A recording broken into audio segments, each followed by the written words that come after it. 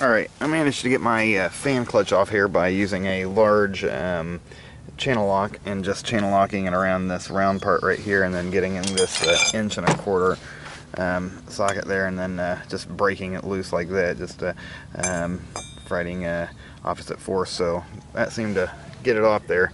Next thing I'm going to do is take these nuts out here and start putting it on the new water pump here.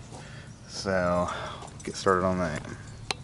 Alright, I have my idler pulley taken off there. There are the bolts that hold that on there. The this one here goes through here, and then the top one is just what holds the tension in place.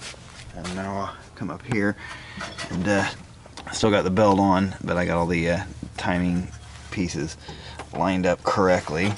So this is coming off here pretty easy. So no need to pry or anything like that. It should come off fairly easy. Yeah, that's starting to be a booger here at the bottom, but we'll get it out of there. Alright, you get the idea. So next I'm going to put on the new belt and just install the tensioner without any tension on it, and start getting the water pump set in there and aligned. I'll let you see the bolt holes here, give you an idea as to where all the bolts will need to come out and go through at.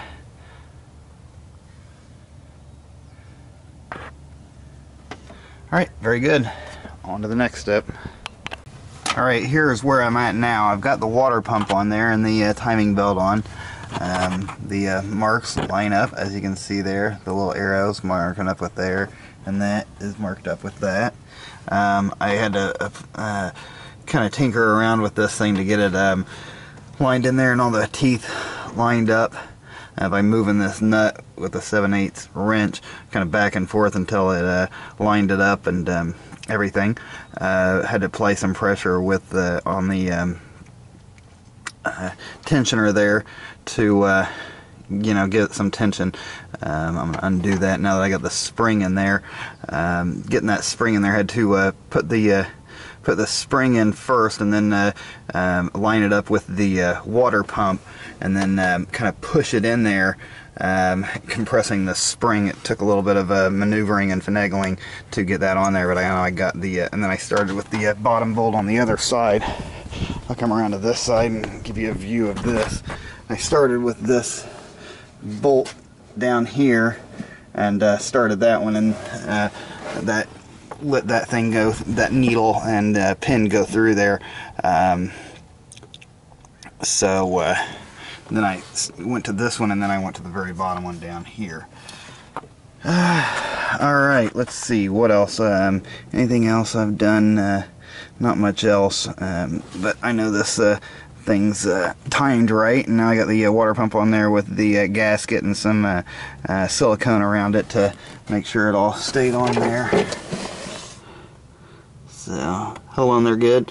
Gasket didn't move or anything like that, so now I'm going to tighten up some of these bolts here.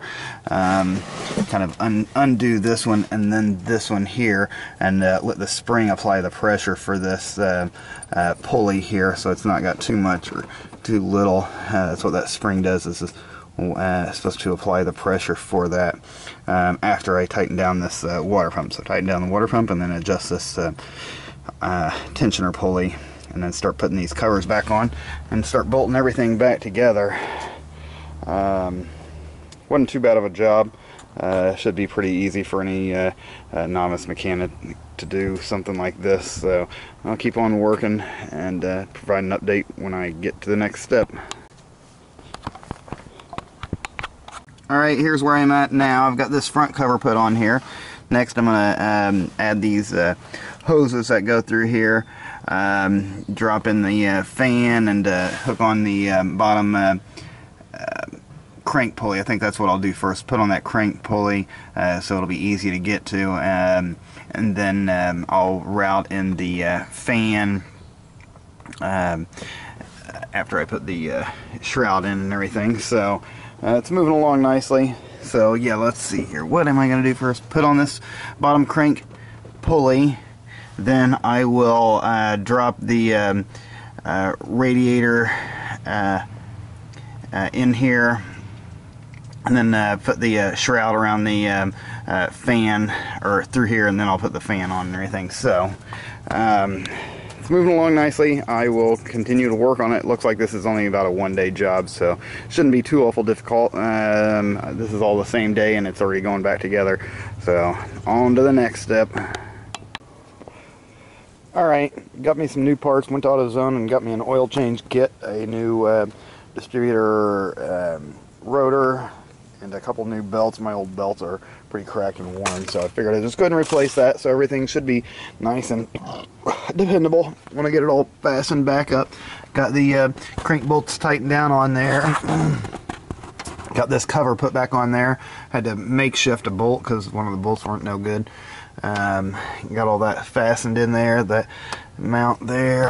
Now I guess I'll stretch out the belt here and get them all tightened and aligned and put on there. So yeah, I think that's what I'll work on next, get that power steering done, and then I'll work on the alternator one.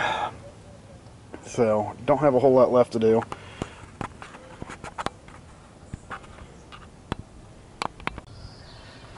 Alright, here's where I'm at now. I got that lower power steering pump tightened on there. I had to tighten up that bolt, and then there's a bolt down there, and then there's another one down there. It's easier to get to if you come in from the bottom. And then there's a bolt that goes through right here through the bottom of the alternator, and then this one here goes through the top, and then there's the mount right there. Don't forget to put your alternator belt on before you put on the power steering. I made that mistake, had to redo it, but got it back on there. Now it's all tightened down. Belt tension is correct and everything is torqued down to the correct specs. I've got the crankshaft positioning sensor all wired in there as well. Next I'm going to drop down the radiator, fan, and the shroud and all that stuff. I guess I'll put on the shroud and the fan first. I think that'll work. So on to the next step, and I'll put on some of these hoses. Cool, moving along. One second thought, I'm just going to set the fan down in here like this, and then go ahead and hook up the distributor cap and all that stuff. I got to sit in the cap and rotor and the cover there and everything, and then I'll set that in there, and then I'll tighten up the fan. So I think I may have got ahead of myself, but you know, it's still getting done. Alright, here's where I'm at now. I've got this hose that goes down to the water pump connected. Gonna let you see what that one looks like. I've got the radiator dropped in there, just gotta align it and bolt it up there with those washers and everything, and then connect the fan shroud. I've already got the clutch fan all torqued down onto the water pump and everything. I just use my big monkey wrench there and kind of torqued on there and angled it in there with my 1.25 inch socket to tighten it on. So I'm moving along nicely, and I guess I'll cut it out here and go on to the next step. Still got to put on this breather and a few other things. Alright, everything's back together. Got the airbox bolted back on here. Yours probably looks a little different. This is an aftermarket unit, but got the fan shroud slid into those grooves, and those clips put on here, and then on the other side got all my wires hooked up here, and for my mass airflow sensor. So I guess now's the time to try it out and see if it fires over. Boy, oh boy, do I hope it will. Don't know yet. We'll know here in just a second. Get through my mess of keys. I only got a million of them. Make sure it's out of gear.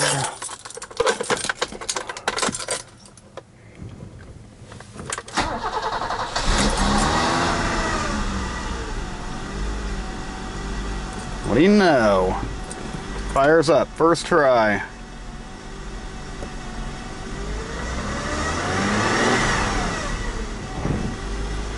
Well, I'll turn this thing off. Call that a success.